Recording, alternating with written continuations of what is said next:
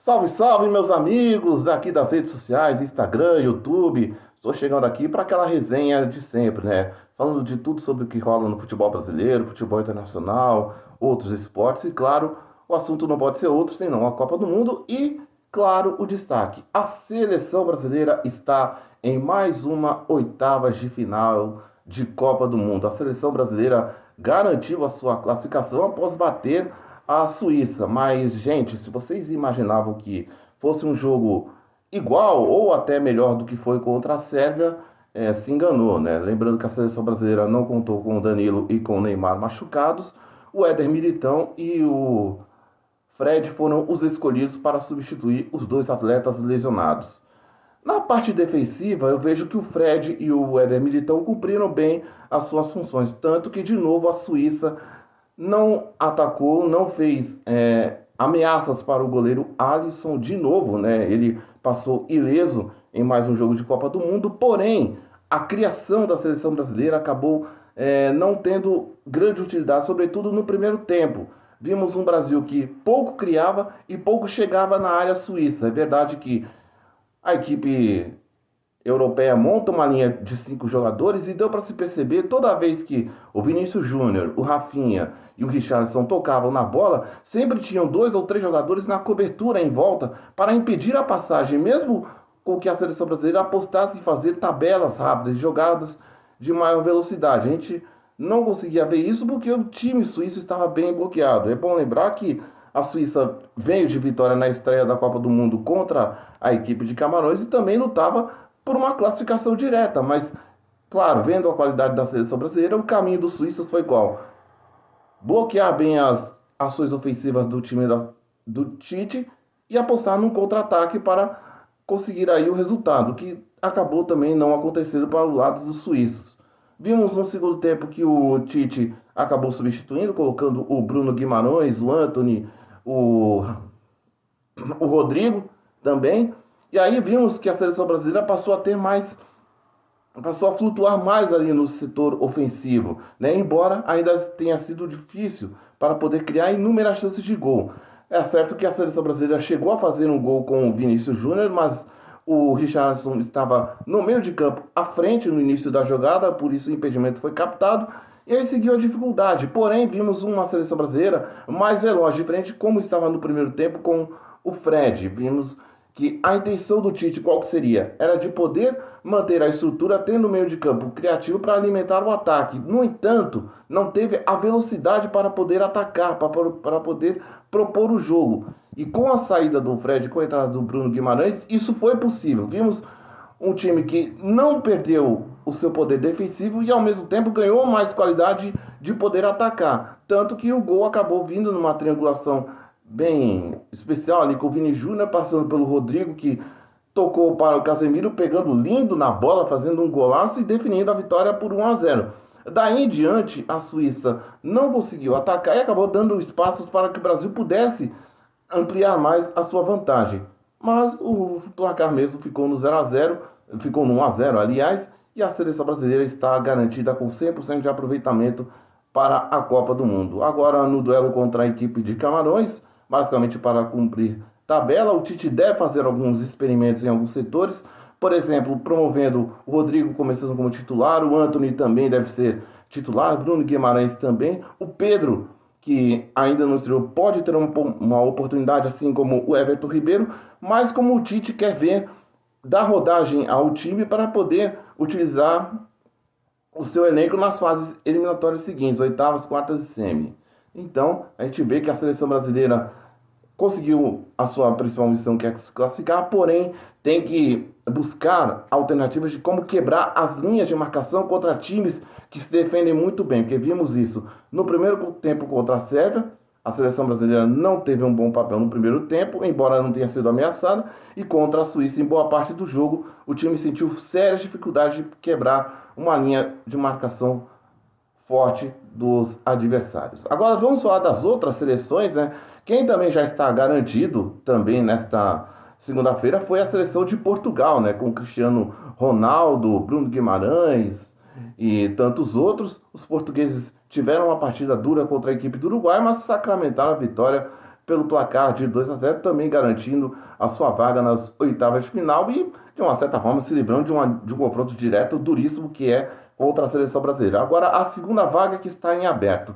Quem é que vai pegar o Brasil? Será que vai ser Gana, que venceu em um jogo eletrizante contra a equipe da Coreia do Sul, ou será o Uruguai mantendo a sua tradição? De qualquer forma, para a seleção brasileira, em tese, o mais viável seria pegar a equipe do Uruguai. E eu vou explicar o porquê. Tudo bem, tem aquele clássico todo, toda aquela mística, aquela tradição de ter essa rivalidade, porém, a seleção brasileira já conhece bem o seu adversário, já conhece bem quem é a seleção uruguaia, né, que vem aí renovada, né, com o Darwin Núñez, com o Valbuena, o Valverde, aliás, né, mas é mais fácil pegar o Uruguai do que pegar a Gana, porque Gana, o que deu para se ver na Copa do Mundo? É um time que, tudo bem, pode até levar 1, 2 gols, mas ele age de uma maneira tão impressionante que às vezes pode ser difícil de poder buscar uma recuperação.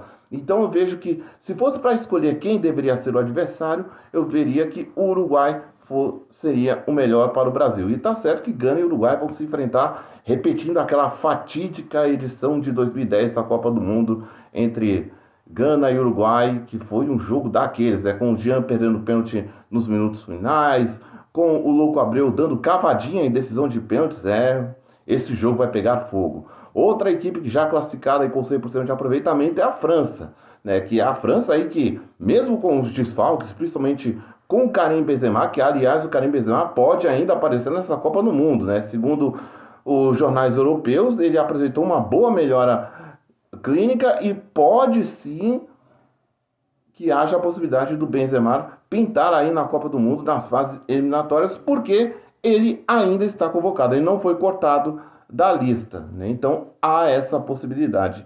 A seleção francesa ainda é um time que não mostrou um jogo totalmente vistoso, porém é um time que tem um bom coletivo, tem um forte elenco e a essência do time não foi perdida, né? Um jogo coletivo, um jogo de passes e um jogo de marcação-pressão. Algo que é muito importante para que os adversários, principalmente o Brasil, possam ficar ligados neste adversário, que é o atual campeão do mundo e vai em busca do tricampeonato. Nos demais grupos, né, vemos a Holanda que vai tentar decidir a sua primeira posição no grupo, né, contra a equipe do Catar, deve garantir, porém a segunda vaga está em aberto. Senegal ou Equador?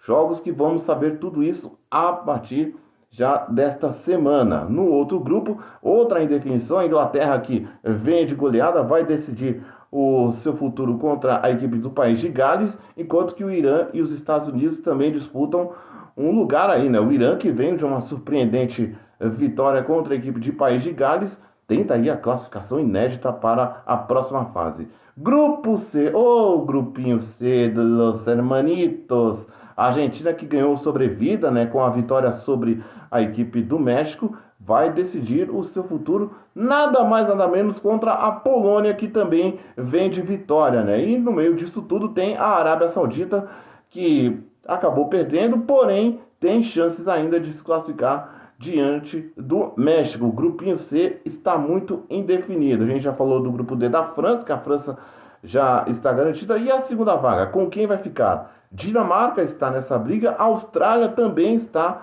nessa briga por uma vaga nas oitavas de finais da Copa do Mundo, e os dois justamente vão se enfrentar, né? Olha só, viu? Que jogo que vai ser bem interessante.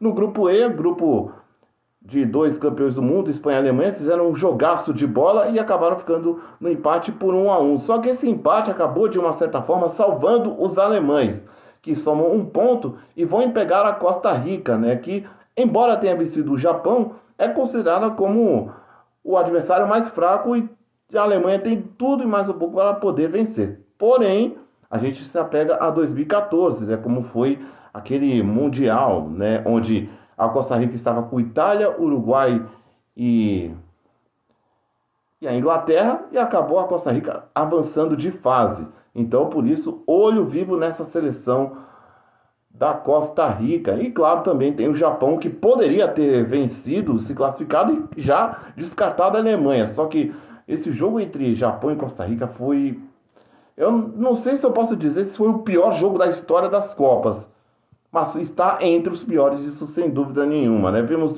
duas equipes mal atacando a gol e a Costa Rica venceu só dando um único chute a gol já nos finais. Que coisa, né? Mas faz parte do futebol, né? Grupo F que também tem suas indefinições. A Croácia conseguiu uma legítima goleada sobre o Canadá por 4-1, já praticamente garantindo. E aí vai disputar com quem? Tem Marrocos e Bélgica na parada, né? O Marrocos que conseguiu superar a equipe belga num confronto bastante disputado e equilibrado, e aí acabou vencendo por 2-0 e tem chance sim de se classificar. E a Bélgica, a tão badalada geração belga, né, tão falada, tão comentada, acabou pagando um mico daqueles. Tanto que até o próprio elenco está bastante desanimado com o desempenho da equipe nesta competição. É isso, este é o resumão da Copa. Fiquem todos com Deus, fiquem na paz. Última rodada, começa já logo amanhã com Catar e Holanda, Senegal e Equador. E aí, quem que vai levar? Abraços!